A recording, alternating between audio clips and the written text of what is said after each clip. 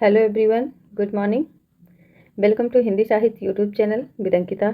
आप देख रहे हैं फ्रेंड काव्य शास्त्र कोचिंग के नोट्स, और जिसमें हमने चौपाई तक कल कंप्लीट कर लिया था। आज हम दोहा बंद से देखेंगे। और अगर आपने पीछे की वीडियोस नहीं देखी है तो इसी वीडियो के डिस्क्रिप्शन लिंक में उस वीडियो का लिंक मिल जाएगा, आप देख सकते हैं। चैनल को सब्सक्राइब कर लीजिएगा, ठीक है। टेलीग्राम चैनल है फ्रेंड, डिस्क्रिप्शन में उसका भी लिंक पड़ा रहता है, आप ज्वाइन कर लीजिएगा, आपको सीक्वेंस से वीडियो मिलती रहेगी। और सभी का स्वागत है जो भी बीपीएससी की तैयारी कर रहे हैं। तो बीपीएससी की एक सीरीज हम स्टार्ट करने वाले हैं, काव्य शास्त्र के तुरंत बाद ही स्टार्ट कर देंगे। और उसमें ऑल प्रीवियस ईयर क्वेश्चन होंगे, थोड़े से जीके जीएस भी होंगे।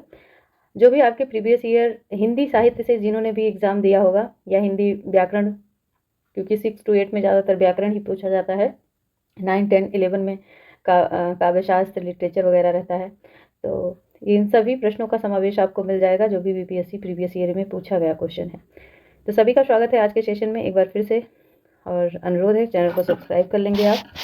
तो चलिए हम देखेंगे आज दोहा छंद को। तो दोहा मूलतः कैसा छंद है फ्रेंड? तो दोहा जो है अपभ्रंश भाषा का, ठीक है, दोहा बंद छंद है। तो ये चीज़ याद कर लेंगे। दोहा अच्छा किस भाषा का शब्द है? तो ये अपभ्रंश भाषा का शब्द है, और ये दोहा बंद से लिया हुआ है। दोहा छंद के प्रवर्तक कौन है? तो सिद्ध शरहपा हैं, ठीक है। और सिद्ध शरहपा का नाम राहुल भद्र, सरोज भद्र भी देखने को मिलता है, इनके बहुत सारे नाम हैं, ठीक है। खेलन कभी भी इन्हें नहीं, खेलन तो विद्यापति को कहा जाता है, ठीक है। तो दोहा छंद के प्रवर्तक सिद्ध शरहपा हैं, राहुल भद्र या सरोज भद्र ब्रज नाम से ये विख्यात हैं। दोहा छंद की विधिवत शुरुआत कहाँ से होती है? तो फ्रेंड जो इंदु का ग्रंथ आपको पता है क्या है? तो जो इंदु से और मुनि राम सिंह के पाहुर दोहा ग्रंथ से होती है, और ये दोहों का उपहार ग्रंथ है इनका पाहुर दोहा, ठीक है। तो ये याद कर लेंगे। दोहा छंद का विधिवत प्रयोग कहाँ पे मिलता है, विधिवत शुरुआत कहाँ पर देखने को मिलता है? तो जो इंदु से मिलता है और मुनि राम सिंह से, दोनों भी ऑप्शन में दे देंगे आपको, कोई भी या फिर दोनों, एक से अधिक ऑप्शन राइट होगा या कोई नहीं होगा, है ना। तो इस तरह से पूछा जाता है आपका बीपीएससी में क्वेश्चन, तो ऐसे बनेगा क्वेश्चन। दोहा कैसा छंद है फ्रेंड? तो ये अर्ध सममात्रिक छंद है, ठीक है।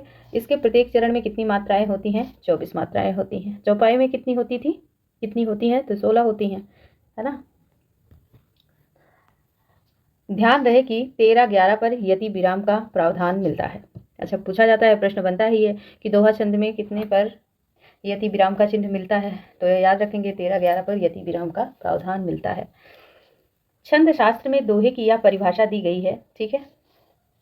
विषम चरण में 13, ठीक है, विषम चरण पर 13, कला आदि पर जगड़ नहीं होते हैं। 11 मात्राएं समचरणों पर होती हैं। गुरु व अंत में एक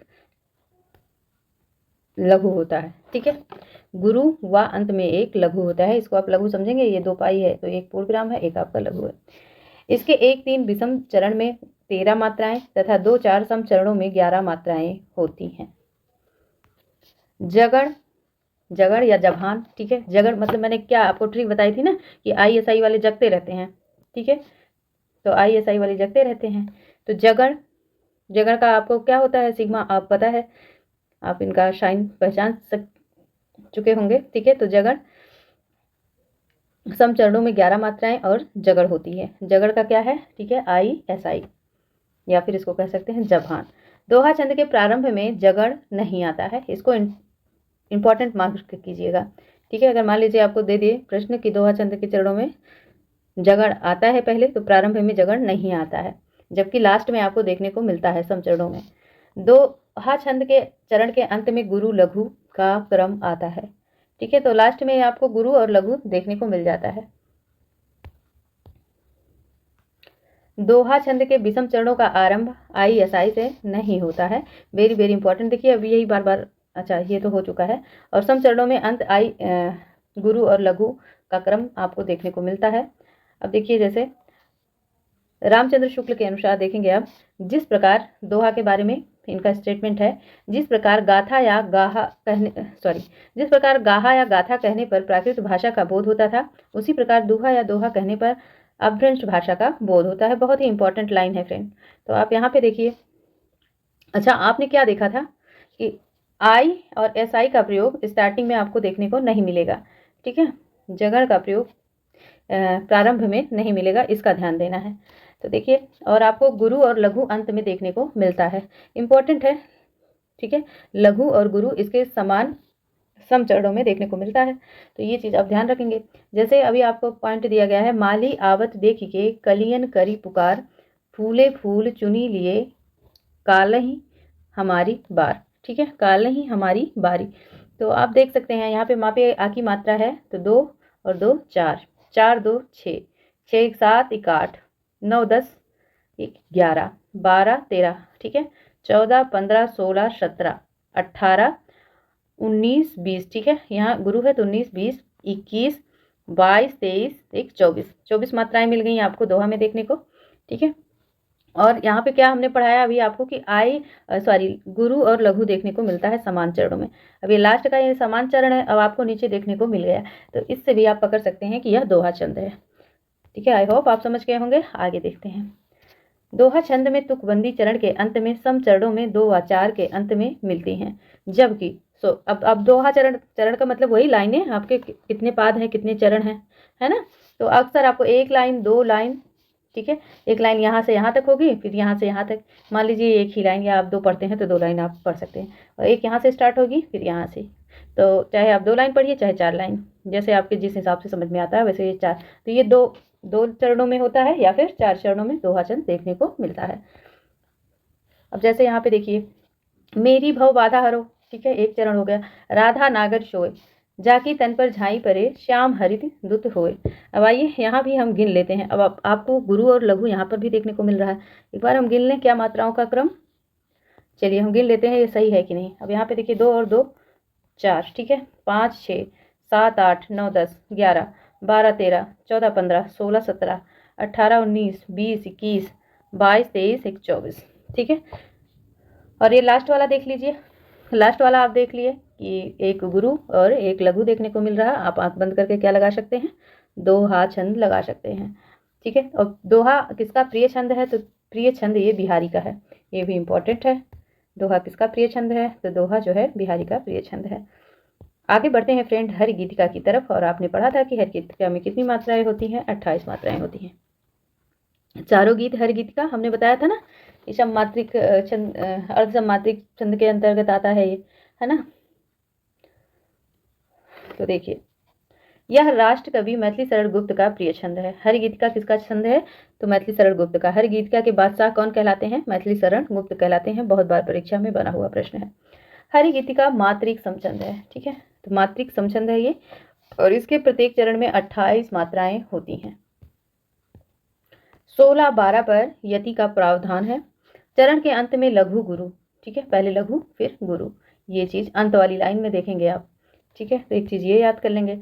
और श्रृंगार दिनकर यति लगा रख कर गइये हर गीतिका, ठीक है, श्रृंगार दिनकर यति लगा रख गइये हर गीतिका। तो 16 श्रृंगार और बाला कलाओं से युक्त छंद है आपका क्या, हर गीतिका, इसको भी ध्यान रखेंगे। और एक पंक्ति है, एक पंक्ति में देख लीजिए 28 मात्राएं बन रही हैं कि नहीं। तो पंक्ति पढ़ते हैं पहले। संसार की समर स्थली में धीरता धारण करो, चलते हुए निज इष्ट पथ पर संकटों से मत डरो, ठीक है। तो देखिए संसार हमने बताया था जहाँ पे अंक बिंदी आएगी, एक डॉट आएगा सिंपल, वहाँ पे 2 मात्राएं होंगी, तो यहाँ पे 2 हो गया, और 2 4 और 1 5, ठीक है। फिर 5 1 6 1 7 7 1 8 9 10 11 10 11 12, और आपका हो गया ये 13 14 15 16, ठीक है। एक ही मात्राएं की भी होती है, 15 16 17 18 19 20 21 22 23 24 25 26 27 28, ठीक है। यहाँ पे आपकी 28 मात्राएं देखने को मिली। और क्या था लास्ट में कि एक गुरु होगा और एक लघु होगा, तो डरो में देखो एक आपको लघु देखने को मिल गया और एक आपको गुरु देखने को मिल गया, ठीक है। तो कौन सा छंद होगा, हरिगीत का छंद है। हरिगीत का छंद के बादशाह कौन है, तो मैथिली शरण गुप्त है, और मैथिली शरण का ये प्रिय छंद भी है। चलिए अब देखते हैं द्रुत विलंबित छंद। तो यह एक वर्गीय वार्णिक समछंद है, ठीक है। इसके प्रत्येक चरण में 12 मात्राएं होती हैं, और इसके प्रत्येक चरण में नव भरा होता है, ठीक है। रस क्या है ये, पता नहीं क्या लिखा है ये स्पष्ट नहीं हो रहा है। चलिए आगे देखिए। इसके प्रत्येक चरण में नगड़, भगड़, भगड़, रगड़ का निश्चित क्रम देखने को मिलता है। द्रुत विलंबित होते ना भ र, ठीक है। नभ भरा ही है वो, तो द्रुत विलंबित होत ना नभ भर। यह एक वर्णिक गड़बड़ छंद है, ठीक है, गड़बड़ छंद है। इसमें वर्णों की निश्चित संख्या के साथ साथ गणों का भी निश्चित क्रम मिलता है। ये लाइनें हैं, ठीक है। तरु शिखा पर भी अब राजती, कमलिनी कुल पल्लव की प्रथा, ठीक है। और इसमें ये क्वेश्चन है आपका, ठीक है, ये आप क्वेश्चन है। इसमें पूछा गया कौन सा छंद है, तो इसमें द्रुत विलंबित छंद है। अगला प्रश्न देखें। हरिऔध द्वारा रचित खड़ी बोली हिंदी का प्रथम महाकाव्य प्रिय प्रवास की प्रारंभिक पंक्ति इस प्रकार प्रिय प्रवास द्रुत विलंबित छंद के साथ अवतरित हुआ। तो ये भी पूछा जा सकता है, ऐसा कौन सा साहित्य है जिसमें द्रुत विलंबित छंद के साथ जिसका शुरुआत हुआ। तो प्रिय प्रवास है, 1914 का है फ्रेंड, ठीक है, याद रखेंगे। कुछ लोग इसे सुंदरी छंद के नाम से जानते हैं। तो वेरी इंपॉर्टेंट, आपसे पूछा जा सकता है कि सुंदरी छंद के नाम से कौन सा छंद जाना जाता है। तो द्रुत विलंबित छंद सुंदरी छंद के नाम से जाना जाता है। अब पढ़ते हैं फ्रेंड कवित छंद। तो बहुत आपने पढ़ा है कवित, मनहरण, है ना। तो कवित छंद के बादशाह कौन है, बस। तो कवित छंद निराला जी का प्रिय छंद है, ठीक है। और कवित छंद के अंदर क्या आता है, तो मनहरण, घनाक्षरी आता है। यद्यपि राम की शक्ति पूजा में निराला स्वनिर्मित छंद है, तथापि यह घनाक्षरी से प्रभावित है। निराला ने कवित्व को हिंदी का जातीय छंद तथा हिंदी की अपनी जमीन छंद कहा है, ठीक है। हिंदी का अपना जमीन छंद भी कहा है किसको, कवित्व छंद को। संत साहित्य परंपरा में सुंदर दास ने कवित्व व सवैया छंद का सबसे सुंदर प्रयोग किया है। कृष्ण भक्ति परंपरा में सर्वाधिक सुंदर कवित्व सवैया का प्रयोग रसखान ने राम की शक्ति परंपरा, तुलसीदास और रीत मुक्त काव्य परंपरा में घनानंद ने किया है, ठीक है। रीतिबद्ध कविता में देव और पद्माकर ने कवित्व व सवैया का सुंदर प्रयोग किया है। भूषण की छत्रसाल दशक में मनहरण कवित्व छंद में ही रचित है, ध्यान रहे। यह भी एक वार्णिक और मुक्तक छंद है। मुक्तक इसलिए है क्योंकि यह छंद गणों के नियम से बंधकर नहीं चलता है। गण से मुक्त होने के कारण यह मुक्तक छंद है या मुक्तक छंद कहलाता है, ठीक है। तो कवित्व छंद मुक्तक छंद भी कहलाता है, ठीक है। यह वार्णिक छंद इसलिए है क्योंकि यह वर्णों की संख्या निश्चित की जाती है। मनहरण छंद के प्रत्येक चरण में 31 वर्ण होते हैं, वेरी वेरी मोस्ट इंपॉर्टेंट। तो मनहरण छंद में कितने वर्ण होते हैं, 31। 16 तथा 15 पर 8-8-7 वर्गों पर भी यति विराम का प्रभाव मिलता है। यह एक वर्णिक गणबद्ध छंद नहीं है क्योंकि यह 26 वर्णों का अधिक का छंद है। अंत में दंडक श्रेणी का यह छंद है। कवित्व छंद का अंतिम वर्ण कौन सा है, तो गुरु है। ये आप ध्यान देंगे, आपको इनका अंतिम में क्या मिल जाएगा, गुरु देखने को मिलेगा। भुज भुजनेश की वह संगिनी भुजांगिनी सी, खोदी खोदी खाती दी है दारुण दलन के, बख्तर पखारन बीच धाती जाती मीन है, पारी पारी जाति परवाह ज्यों जलन के, ठीक है। तो ये छंद है फ्रेंड। अब आगे बढ़ते हैं गीतिका छंद। तो आपने देखा कवित्व या मनहरण में कितने छंद होते हैं, कितने वर्ण होते हैं, तो 31 होते हैं। अब गीतिका छंद में कितने होते हैं, कितनी मात्राएं होती हैं, तो 26 होती हैं। यह भी एक मात्रिक समछंद है। तो गीतिका कैसा छंद है, यह एक मात्रिक समछंद है और इसके प्रत्येक चरण में 26 मात्राएं होती हैं। इनमें 14-12 मात्राओं पर यति और विराम चिन्ह का प्रावधान होता है। इसके प्रत्येक चरण में अंतिम में गुरु देखने को मिलता है। तो कवित्व में भी गुरु देखने को मिलता है और गीतिका में भी गुरु देखने को मिलता है। साधु भक्तों में संयोगी संयमी बढ़ने लगे, सभ्यता की सीढ़ियों पर सुरमा चढ़ते लगे, ठीक है, सुरमा चढ़ने लगे। तो गीतिका छंद के चरण के अंत में लघु गुरु आता है। पहले लघु आएगा फिर गुरु आएगा। अब आइए रोला छंद देखते हैं। सुमित्रा नंदन पंत और नंददास का प्रिय छंद क्या है, रोला। यह एक मात्रिक समछंद है। इसके प्रत्येक चरण में 24 मात्राएं होती हैं। इसमें 11-13 पर यति विराम चिन्ह मिलता है। दोहा व रोला में अंतर क्या है, आइए देखते हैं। दोहा व रोला में 24-24 मात्राएं होती हैं, तो ये तो समान बात है। लेकिन दोहा छंद में 13 और 11 पर यति होती है, और जबकि रोला में 11 13 मतलब उल्टा है ना, 13 11 की यति होती है। ठीक है, इसको ध्यान रखना आप। यद्यपि दोनों में ही तुकबंदी समचरणों के अंत में मिलती है। सोठा व रोला में अंतर क्या है?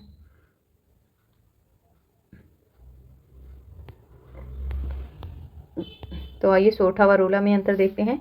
यद्यपि दोनों में ही 24-24 मात्राएं मिलती हैं और दोनों में ही 11-13 पर यति विराम चिन्ह पर मिलता है, पर सोठा छंद में तुकबंदी विषम चरणों के अंत में मिलती है, जबकि रोला छंदों में तुकबंदी सम चरणों के अंत में मिलती है। रोला छंद में 8-8-8 मात्राओं पर यति का भी प्रावधान मिलता है। चलिए एक क्वेश्चन है फ्रेंड, ठीक है। जिसकी रज में लोट लोट कर बड़े हुए, घुटनों के बल सरक सरक कर खड़े हुए। ठीक है, तो यहाँ पे कौन सा छंद है? रोला। तो अभी आपने देखा इसमें 24 मात्राएं होती है। आइए काउंट कर लेते हैं 24 मात्राएं हैं कि नहीं है। ठीक है, तो देखिए जिसकी 4, 1 5 1 6 7 8 9 10 11 12 13 14 15 16 17 18 19 20 1 21 22। ऐसे कैसे 22 ही कैसे आ रहा है? 22 थोड़ी ना होती है। फिर से हम काउंट कर लेते हैं। ठीक है, 2 2 4 4 1 5 5 1 6 7 8 9 10 11 12 13 14 15 16 17 18 19 20 21 22 23 24। हाँ, अब सही है। ठीक है, सही है। काउंटिंग में गड़बड़ी थी। तो 24 मात्राएं हैं। ठीक है, और क्या था कि इसमें लास्ट में आपको लघु गुरु देखने को मिलेगा। तो देखिए गुरु यहाँ पे देखने को मिल रहा है। चलिए आगे देखेंगे अगला क्वेश्चन क्या है। अगला क्वेश्चन है, युग युग के मृत आदर्शों के ताज मनोहर, मानव के मन हाथ हृदय में किए हुए घर। ठीक है, तो यहाँ भी आपका कौन सा छंद है? तो रोला छंद है। अच्छा, मात्राएं इसलिए गिन रहे हैं कि अगर आप भूल जाएं कि इसमें कितनी मात्राएं हैं तो आपको याद रहे कि हमने रोला में कितनी पढ़ी थी? 24 मात्राएं। और क्या पढ़ा था? ऐसे ही याद होता है। याद करने का तरीका यही है। रट्टा मारना याद करने का तरीका नहीं होता है, क्योंकि रट्टा आप एक सीमित टाइम के लिए मारते हैं। ठीक है, जो चीज़ लेकिन समझ में आ जाती है तो फिर वो बैठ जाती है, वो आप रिवाइज करें ना करें। ठीक है, लेकिन अगर आप देख लिए हैं प्रश्न को तो याद आ जाता है। तो आप यहाँ पे देखेंगे। चलिए मात्रा को काउंट करते हैं। तो 2 2 4 4 1 5 1 6 7 8 9 10 11 12 13 14 15 16 17 18 19 20 21 22 23 24। ठीक है, आइए अब देखेंगे फ्रेंड लाला छंद को। आज छंद कंप्लीट कर दें। यह भी एक मात्रिक अर्धसम छंद है। इसके प्रत्येक चरण में 28 मात्राएं होती हैं, और 28 मात्राएं किस में होती हैं? तो हरि गीतिका छंद में होती हैं। याद रहे, 15-13 मात्राओं पर यति विराम चिन्ह का प्रभाव मिलता है। इसके विषम चरण में 1 व 3 में 15 मात्राएं तथा अन्य चरणों में 13 मात्राएं मिलती हैं। हे शरणदायिनी देवी तू, करती सबका त्राण, हे मातृभूमि संतान हम, तू जननी तू प्राण। ठीक है, करते अभिषेक पयोद बलिहारी इस देश की। ठीक है, करते अभिषेक पयोद बलिहारी इस देश की, हे मातृभूमि तुम सत्य ही सगुण मूर्ति सर्वेश की। तो यहाँ पे एक बार हम लास्ट वाली लाइन गिन लेते हैं और देखते हैं यहाँ पे 28 मात्राएं बन रही हैं कि नहीं। तो 2 2 1 3 4 5 6 7 8 9 10 11 12। देखिए, अच्छा ता के आगे जब कहा गया था कोई आधा वर्ड हो, आधा वो हो, व्यंजन हो, और उसके पहले वाला शब्द जो है तो इस तरह से है, जैसे यहाँ पे सत्य है, तो ये क्या गिना जाता है? इसको आप गुरु गिनते हैं। ठीक है, आपने नियम में पढ़ा, अगर याद होगा तो आपको याद आ रहा होगा। ठीक है, तो यहाँ पे देखिए सत्य के पहले अब इस वर्ण को हम जो है गुरु में गिन रहे हैं। ठीक है, तो इसका ध्यान देना है आपको। गिनने का तरीका, पूरा नियम बिल्कुल पता होना चाहिए।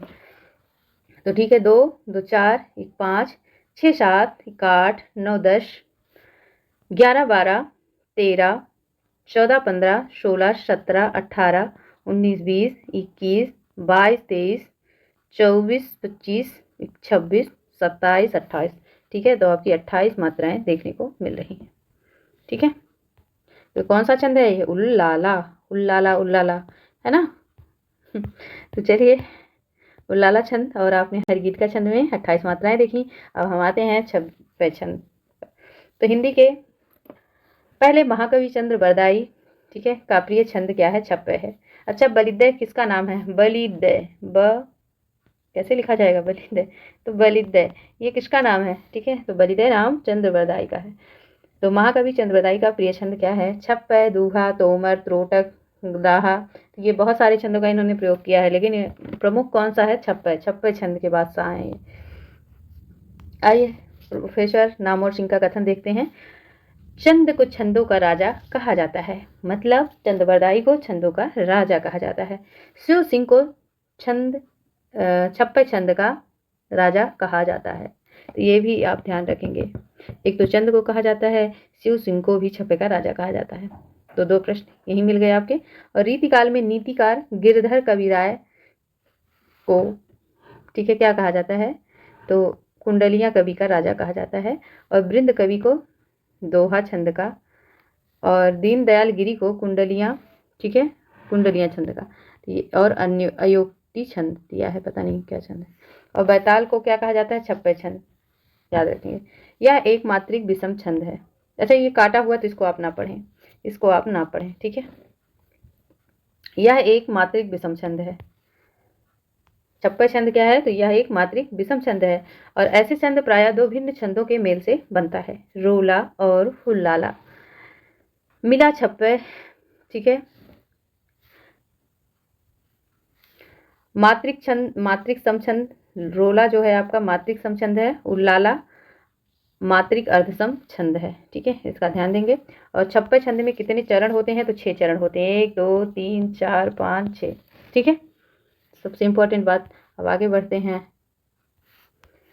प्रथम 4 चरण में रोला, ये भी इंपॉर्टेंट है। प्रथम 4 चरण में रोला छंद तथा अंतिम 2 चरण में उल्लाला छंद मिलते हैं, ये छंद मिलते हैं, ठीक है। तो छप्पे छंद के प्रथम आपके ये मान लीजिए 6 है, 1 सेकेंड,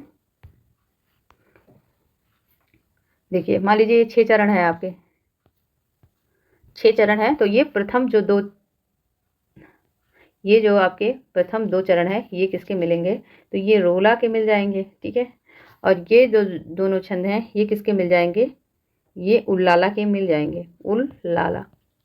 तो आपने देखा रोला में 24 मात्राएं होती हैं और उल्लाला में 28 मात्राएं होती हैं, ठीक है। और नीचे के जो 2 छंद रहते हैं वो कौन से? वो छप्पे के छंद कहलाते हैं, इसका ध्यान देना है आपको। और अंतिम 2 चरणों में 28-28 मात्राएं मिलती हैं तथा 15-13 मात्राओं पर यति विराम का प्रावधान मिलता है। जैसे आप देख सकते हैं, ये 6 लाइन का 6 चरण का है ना। तो देख लीजिए आप। चलिए मात्राएं हम गिना करेंगे एक एक लाइन पढ़ के, ठीक है। जिसकी रज में लोट लोट कर बड़े हुए, ठीक है। तब यहाँ पे मात्राएं गिनना है क्या? 1 2 3 4 5 6 7 8 9 10 11 12 13 14 15 16 17 18 19 20 21 22। 22 ही क्यों आया? फिर से गड़बड़ी हुई क्या गिनने में? इस पंक्ति को गिनने में गड़बड़ी क्यों हो रही है मुझे? चलिए हम ऊपर से गिनते हैं। 1 2 3 4 5 6 7 8 9 10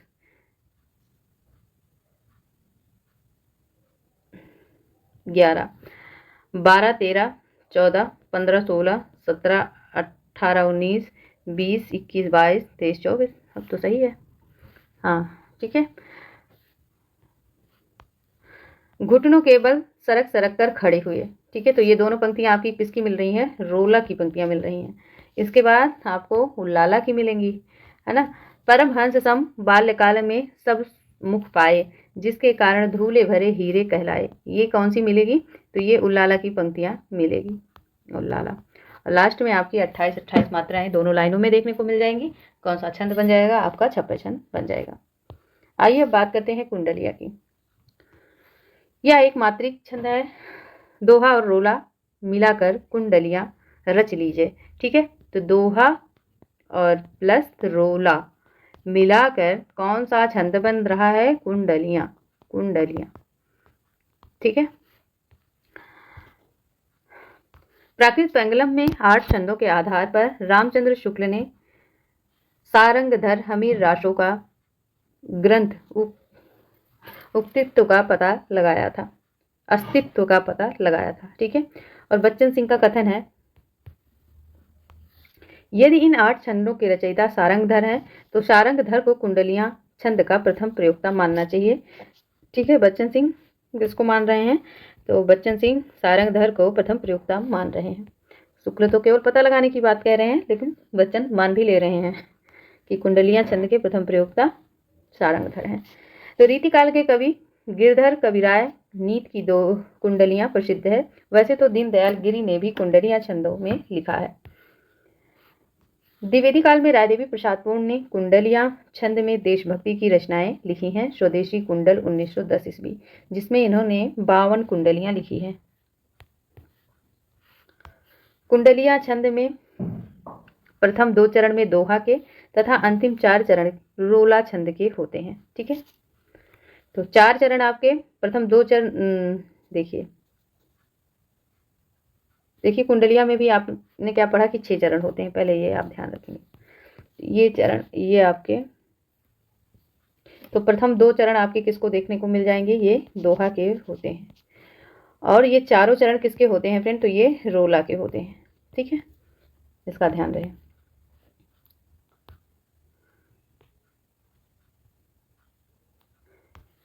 कुंडलियां छंद के प्रथम 2 भागों में 24-24 मात्राएं होती हैं। 13-11 पर यति मिलता है।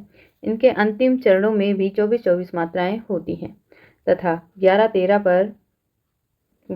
पर मात्राओं पर यति विराम चिन्ह का प्रभाव मिलता है।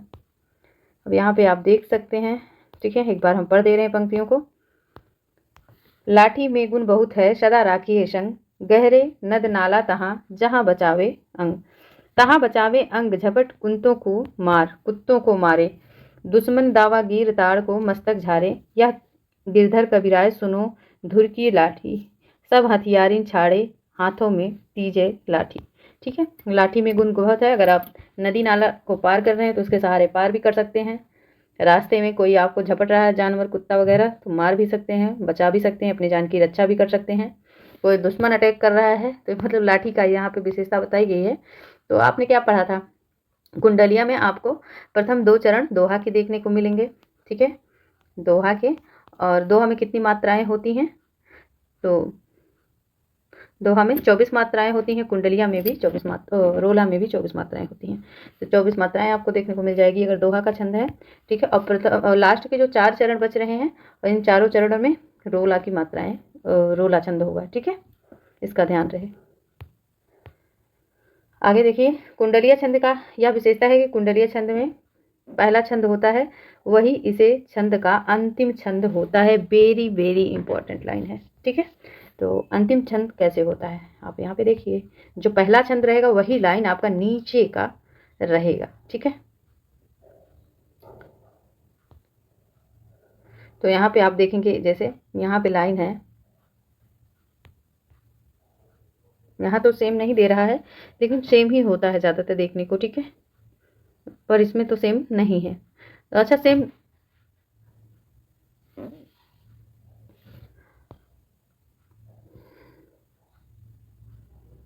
अच्छा सेम अच्छा है, सेम बिल्कुल है। देखिए आप देखिए, जैसे यहाँ पे संग और यहाँ पे क्या है? अंग, तो ये दोनों चीज़ देखनी है।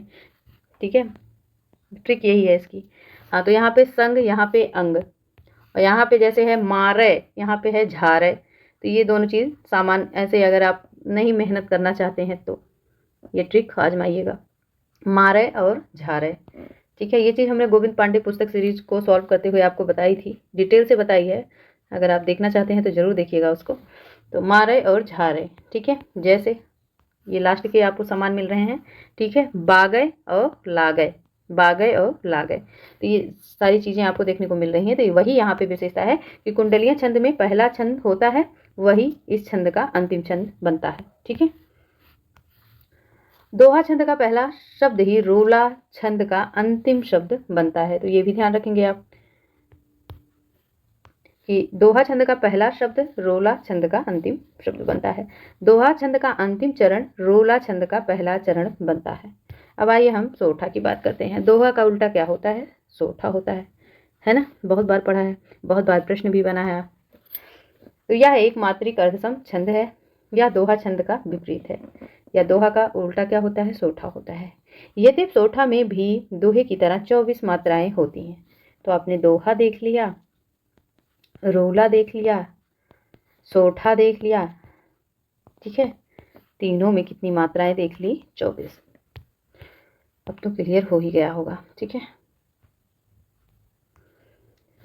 यद्यपि सोठा में भी दोहे की तरह 24 मात्राएं होती हैं, लेकिन सोठा में 11-13 पर यति होता है, जबकि दोहा छंद में 13-11 मात्राओं पर यति विराम चिन्ह का प्रावधान मिलता है। दोहा छंद में तुकबंदी सम चरणों पर 2-4 के अंत में मिलती है, जबकि सोठा छंद में तुकबंदी विषम चरणों में मिलती है। दोहा के अंत में गुरु और लघु क्रम रहता है, ठीक है। अब दोहा तो जैसे आप पढ़ रहे हैं, हमने अभी शुरुआत में ही बताया कि आपको लास्ट वाली लाइन में आप देखेंगे तो आपको गुरु मिल जाएगा और लघु मिल जाएगा। सोठा छंदों के विषम चरणों में 1 और 3 11 मात्राएं मिलती हैं, तथा सम चरणों में 13 मात्राएं मिलती हैं। जो उसके समान चरण है तो उसमें 13 मात्राएं देखने को मिलती हैं। तो आइए देख लेते हैं। लिखकर लोहित लेख डूब गया दिन मर यहाँ, व्योम सिंधु सखी देख तारक बुध बुध दे रहा, ठीक है। अब आगे बढ़ते हैं, हम सवैया छंद पे आते हैं। सवैया भी कैसा छंद है, तो सवैया भी आपका कैसा छंद है, वार्णिक छंद है, वार्णिक समछंद है। और ये 22 वर्णों से लेकर 26 वर्णों के वृत्त संग्रह होते हैं, जो सवैया कहलाते हैं। याद रखेंगे सवैया में कितने वर्ण होते हैं, तो 22 से लेकर 26 वर्ण होते हैं। यह वर्णों की संख्या के आधार पर साधारण श्रेणी का छंद है। यह वार्णिक गणबद्ध समछंद है, और इनमें वर्णों की संख्या निश्चित करने के साथ साथ गणों पर भी विचार किया गया है। गणों के आधार पर छंद 3 भेद होते हैं, या 3 भेद किए जाते हैं इसके।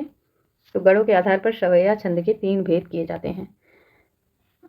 आचार्यों ने सवैया छंद के 40 भेद किए हैं, लेकिन अगर गणों के आधार पर पूछा जाए तो गणों के आधार पर सवैया के 3 भेद किए जाते हैं। लेकिन अगर आचार्यों की बात करें तो आचार्यों ने सवैया छंद के 40 भेद स्वीकार किए हैं, जिसमें प्रसिद्ध सवैया मतंगयन सवैया है।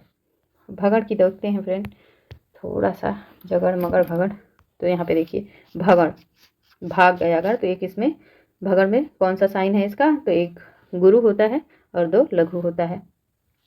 तो भगड़ से बने सवैया मदिरा सवैया, मतगैंद सवैया या मालती सवैया, अरशाद सवैया, किरीट सवैया कहलाते हैं। और जगड़ हमने कई बार रिपीट किया है, ये सही वाले जगते हैं। जगड़ से बना सवैया सुमुखी सवैया कहलाता है। सगड़ में 2 गुरु होते हैं, 1 लघु होता है, से बना सवैया दुर्मिल सवैया, सुंदरी सवैया, कुंदमाला सवैया कहलाता है। और भगड़ से बने सवैया जो है, देखिए मदिरा सवैया 7 भगड़ अंत में 1 गुरु 22 वर्ण होते हैं। मतगैंध सवैया में 7 भगड़ अंत में 2 गुरु और 23 वर्ण होते हैं। अरशाद सवैया में 7 भगड़ अंत में रगड़ 24 वर्ण।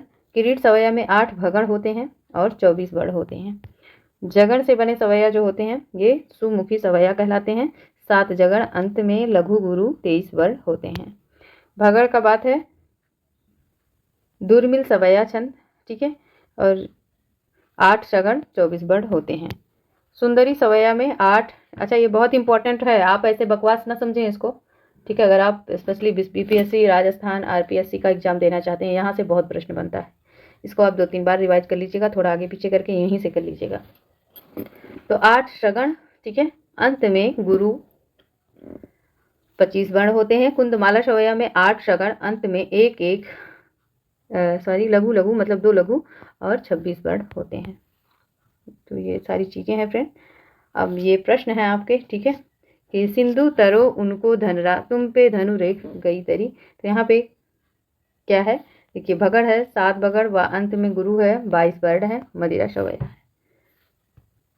हम देखेंगे मुक्तक छंद, ठीक है। तो मुक्तक छंद के प्रवर्तक भी सूर्यकांत त्रिपाठी निराला है, कवित्व छंद के भी प्रवर्तक हैं, ये दोनों सेम ही है। तो नूपुर स्वर के मंद रहे जब तक चरण स्वच्छंद रहे, जूही की कली 1921 में छपी थी ये सुधा पत्रिका में। तो 2 प्रश्न ऐसे बन गया आपका, ठीक है। जूही की कली कौन सी पत्रिका में छपी थी, 1921 में सुधा पत्रिका में छपी थी। पंत के खुल गए छंद के बंध, ये भी मुक्तक छंद में है।